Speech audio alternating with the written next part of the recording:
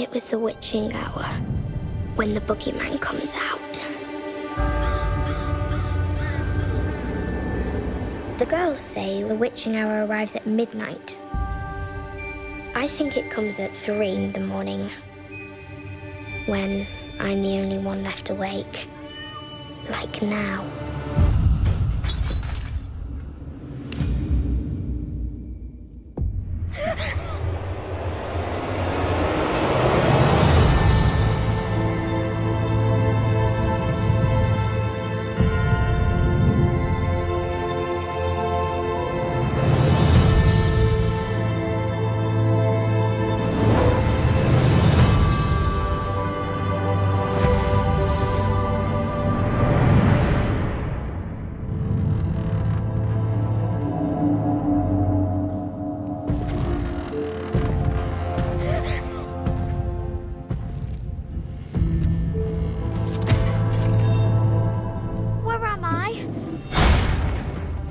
Giant country.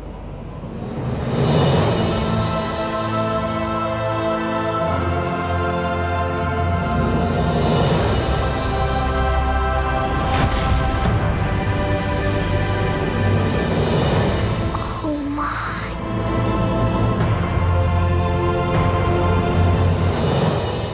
Why did you take me? Because I hears your lonely heart.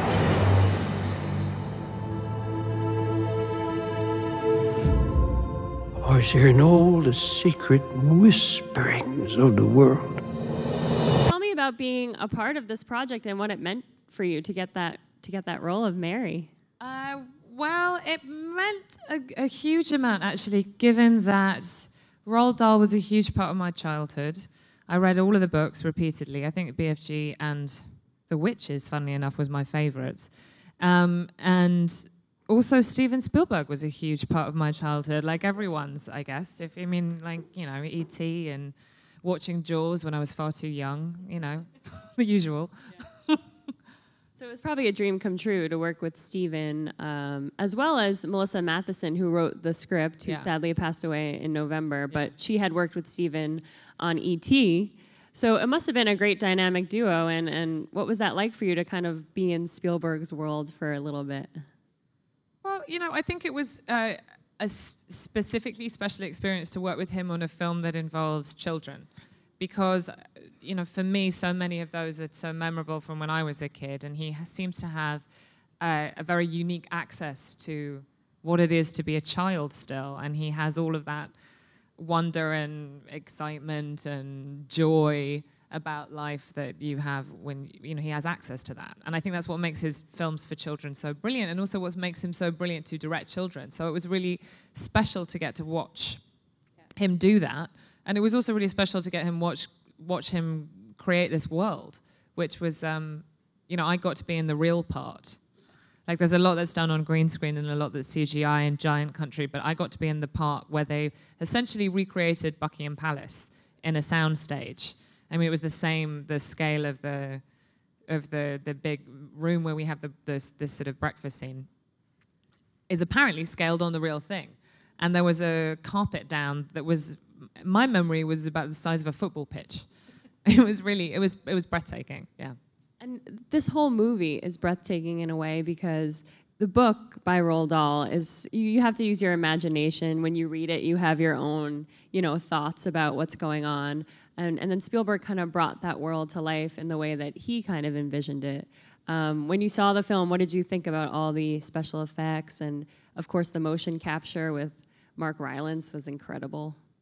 Well, I have to say that I'm in the last quarter of the film. It's a very specific part of the story that takes place right at the end in the last quarter. So when I watched the film, I was very much like an audience member who had no expectation or understanding of what I was about to see for the first hour and 15 minutes. I mean, I literally had no idea. And I saw it for the first time with an audience at the Cannes Film Festival, which was kind of crazy. And I was blown away by it because the effects it's sort of like unparalleled to anything that I've seen. It's completely magical, and it's completely transportive and fantastical, but it's also completely real. Like, I acted with Mark Rylance, who plays the BFG, and everything that I saw him do, everything that I saw him act, is the same in the animation. Exactly. I can see his performance, and it felt like I'd already seen those parts, even with all the rendering and the animation. So it was really breathtaking, actually. So in that scene that you were in, which is probably one of the best scenes in the movie, it's so hilarious. So when Mark was there on set, did they have him up on some sort of stilts? They had him on a scaffolding so that our eye lines would be right, but he was in a mocap suit. And it was nuts. I felt quite sorry for him sometimes because he'd be stuck up there for a while and he couldn't necessarily chat to us all in between takes. But it was also weird because they were doing real-time, I don't know what the technical term is for this, but they were doing real-time rendering. Like, so I could look at him on the scaffolding, Mark Rylance in a mocap suit, sat there having a cup of tea, whatever, hanging out, waiting to do the shot. And at the same time, I could look at a monitor, and it would be the giant. It wouldn't be the giant like you will see. It would be a very crude, early rendering, but it was in real time, all the time. So that was insane. Does it like kind of spark that maybe you want to do some motion capture in the future? Because that has to be so cool to witness. I think it's more fun to witness than it is to do actually yourself, probably. Because they put all that stuff all over, right? Your face, and then you have to wear a green suit. No, but I'd love to. I'd be fascinated, yeah, for sure. I mean, with all the Star Wars movies and Gollum from Lord of the Rings and Andy Serkis, it's so cool. I would love to witness motion capture it in the flesh. Yeah. I would also love to witness Penelope Wilton from Downton Abbey, who plays the Queen in the BFG, and she is just stellar in this role. What was that like working with her? Are you a fan of Downton Abbey? I am a huge fan of Penelope Wilton, and I like Downton as much as the next person. I've had a lot of friends who worked on it actually, and it was great. I've known her forever. I was actually a bigger fan of hers as a theatre actress in the UK. She's done a lot of theatre. She worked at the National Theatre, which is a theatre that my father used to run when I was a baby. So she's known me since I was tiny. And so what was it like to work with Ruby as well? Ruby Barnhill, who's the star of this film. She's incredible. She carries the film. She plays the little girl, Sophie. You had a few scenes with her, and you kind of end up being this sort of motherly figure to her in a way. Yeah, I suppose so. She's. I'm excited for everyone to see her because I think she's brilliant. And she's really one of the funniest 11-year-olds that I've ever met in my life. I don't know how much... a lot of it translates in the film, but in life, she kept me howling with laughter all day long. I mean, she's incredibly quick and charismatic and just fun to be around. I have a massive friend crush on her. I love her. And it must be sort of inspiring when you see a child actor sort of make their big breakthrough. Does that sort of like, light a fuse in you to maybe push the limits on your own career and find have the a child acting career? Is yes. That what I know you want to be a child actor. I do still. It is. It's very inspiring to watch. I suppose it feels privileged to get to watch someone who's clearly very talented and is clearly going to have a career for the rest of her life if she wants it. To see her do her first thing. I mean, aside from all the acting, she was a real professional on set. I remember when I came in, they'd been working for, I think, 2 months already, and the last month was the Buckingham Palace section. So there was a real family. It could have been intimidating, essentially. And I remember coming on set and Ruby just coming in and being like, "Hi, what's up?" And this over here, that's Tim, and that's Mike, and that's Bob on gaff, and just knew everyone on set and was completely charming, and everyone loved her. She probably had a fresh perspective to this whole Hollywood thing. I mean, you've been in it for a few years, but it must be nice to see, Ruby have these fresh eyes to the whole experience. Yeah, very much so. I mean, I think she's one of those people that has a pretty fresh perspective on everything. I think I'd want her opinions on everything and trust them, frankly. But I did some child acting when I was 9. I was in a a TV series called The Chamomile Lawn, and which was set in kind of wartime England. And so it made me remember some things about that, which was nice. It was nicely nostalgic, I suppose. What's your take on TV versus film these days? And do you think, a lot of amazing roles are on television. Would you ever kind of go back to TV if you found a role? Absolutely, if the role was interesting enough. It would have to be interesting in the sense that if it was long-term television, it would have to be interesting enough to sustain me over, however many seasons they wanted to do. And I'm quite, I enjoy a little bit of shape shifting with my work. I find that stimulating, and I'm curious about people and understanding more about people with every different job that I do. So, it would have to be something that would really sustain my interest. Is there any show currently on that you can't get enough of? You're like, I'm busy. I don't have time to watch television. No, I'm a mass consumer. I think I've watched everything. I honestly think I have. I'm trying to think of what's the ones that I've really loved just recently.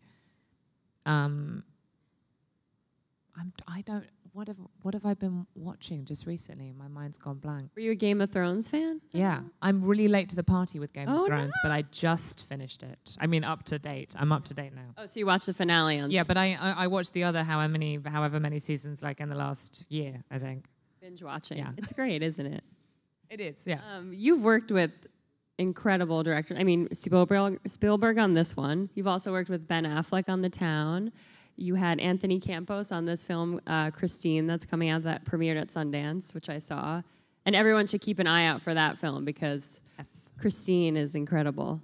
Christine, it comes out in October. Yes. I'm very proud of it. Yeah. I'm very proud of it. Thank you for bringing it up. Of course. And we could kind of tell everybody a little bit about it so they can keep their eyes peeled. Yeah, it's a tough one to talk about in many ways. It's based on the true story of a woman called Christine Chubbuck, who was a news reporter in Sarasota, Florida in 1974.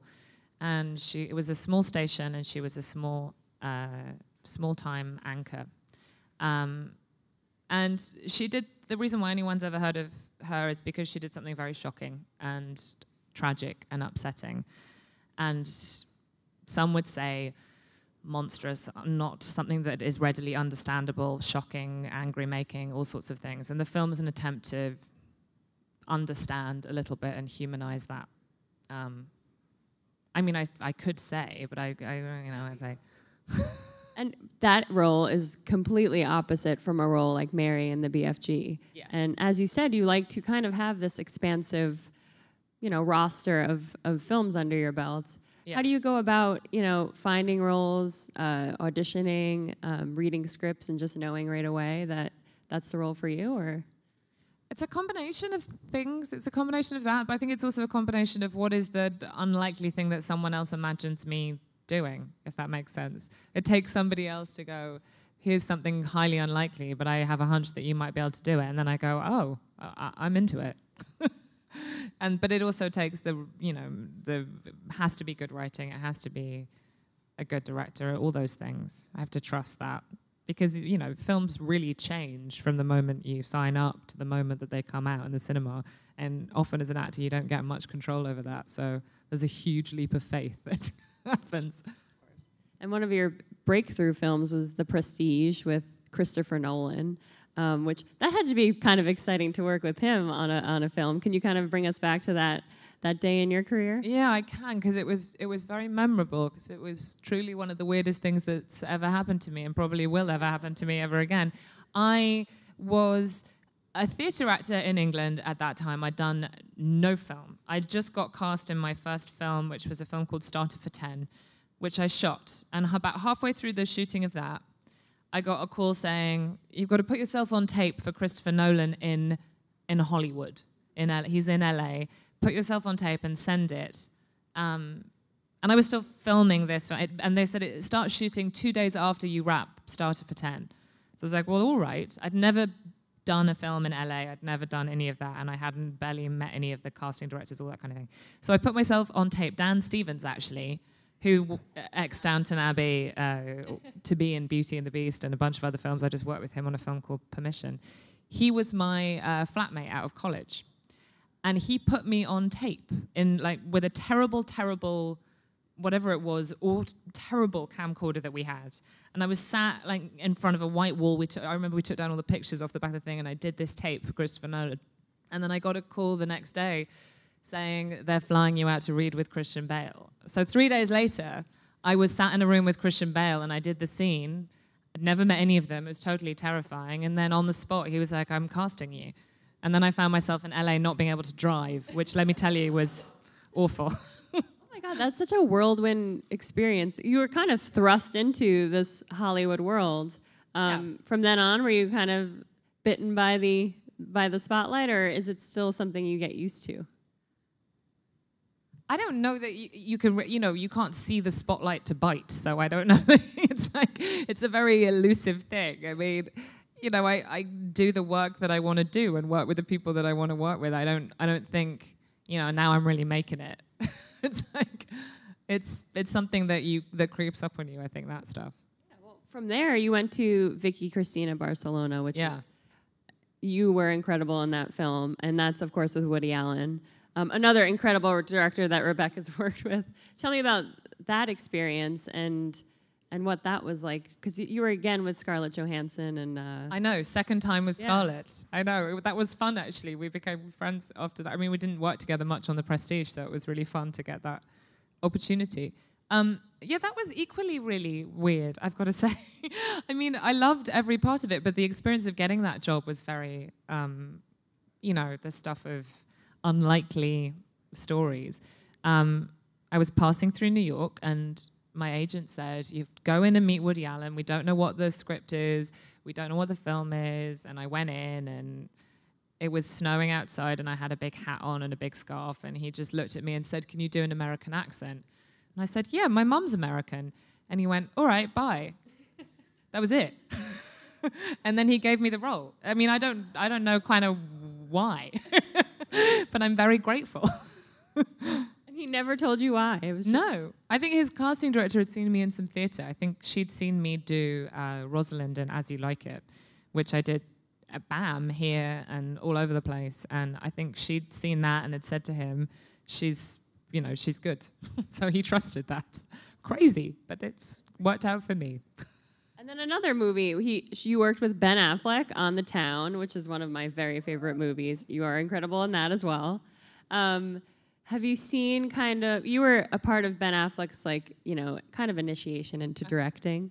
What do you think of that experience and how Ben has kind of found his way as kind of given up the acting a little bit and is more interested in directing? Yeah, it doesn't surprise me in the least. He loves film, and that was clear working with him, is that he had a genuine love and fascination of the mechanics of what makes a film. In many ways, far more than he did of the acting. I think he loves both, but he's a real enthusiast. Hard pressed to think of something precise. I don't know. Be good.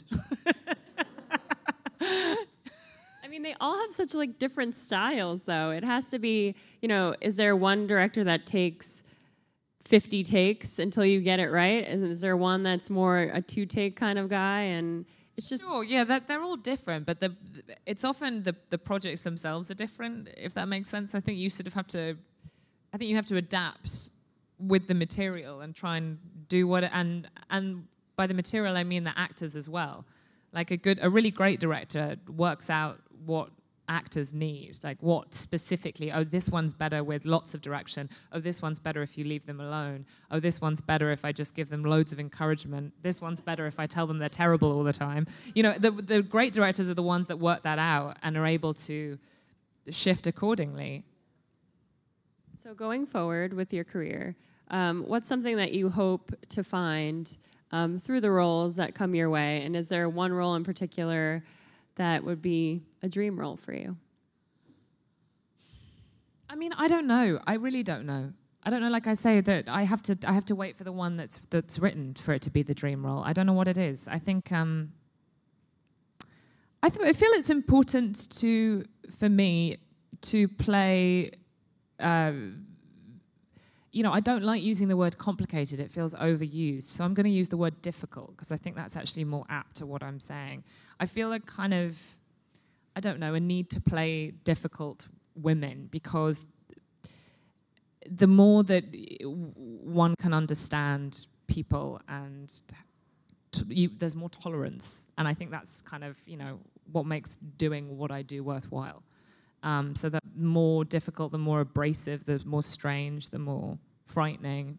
I think that's, you know, that's where I like to live. They're hard to come by, though, because people don't really want to, you know, they think that won't sell. Yeah. So it's tough. But we've seen that women on screen can sell. For sure. You know, For with sure. Carol It's 51% last year. of the population. It's got to sell, right? Yeah. Women sell, guys. What has been, if you have one so far, your most difficult and challenging role for you? Without a doubt, Christine. Without a doubt, Christine. It was a combination of things that I really cared about, and I really cared about her deeply by the end of the process. And it was emotionally hard, and it felt like a huge responsibility to portray her properly and with decency, and I loved it. Well, I can see tons of Oscar buzz, to be honest. You are so good in Christine. Guys, I can't wait for you guys to see that. But, of course, you have to see the BFG first. Yeah, see the BFG first. Yes. And I do want to open it up to an audience Q&A, so let's have some questions for Rebecca. Hey, Rebecca. Thanks for being here. I know you work with many directors. Like, is there one that you haven't worked with, like, on your radar that you would like to work with? Yeah, there's a lot of them. Paul Thomas Anderson, Michael Haneke, the Coen brothers. You know, the list is stretching. Paolo Sorrentini would be one as well. Hey, Vicky Cristina Barcelona is one of my favorite movies, so it's great to see. What type of preparation did you have to do for like this role in BFG, since it's an animated movie, compared to like other movies that you had to do? It really varies from movie to movie. This one was, BFG was a pretty much read the script, you know, understand the propriety of the, because I'm playing the lady in waiting to the Queen of England. So there were certain sorts of proprietary things that I had to be aware of, like how I held myself and all that kind of thing. But I mean, it was a pretty much read the script and turn up and see what the vibe is and hope for the best kind of gig. We have time for one more. Hi, Rebecca. A lot of people would say that you've had a very successful career, and I'm wondering, do you consider yourself successful, and how do you define success? That is an excellent question. And really, I mean, I could go on about this one for some time. I won't, you'll be pleased to hear.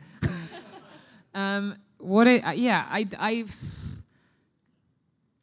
mean, there's lots. There are loads, and there are many different ways that you can measure success, especially nowadays. I mean, you could measure it on how many likes you get on Instagram if you wanted to, versus whatever it is. But it's kind of so. I feel that there's a pressure, and we all get a bit sort of warped about what is success, and how is it, and where is it, and what does it look like, and how do I find it, and so, in answer to your question, I think it's complicated.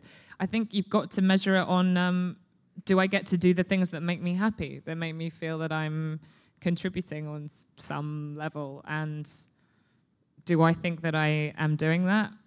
I'm really trying, and it's a constant process, and I think so, yeah. Great answer. And thank you so much for being here. And guys, definitely check out the BFG. It is so much fun. And especially if you've seen Finding Dory already, this is the next Finding Dory. I think it's going to do really well. So check it out. And thank you so much for being here. Thank you. Thank you.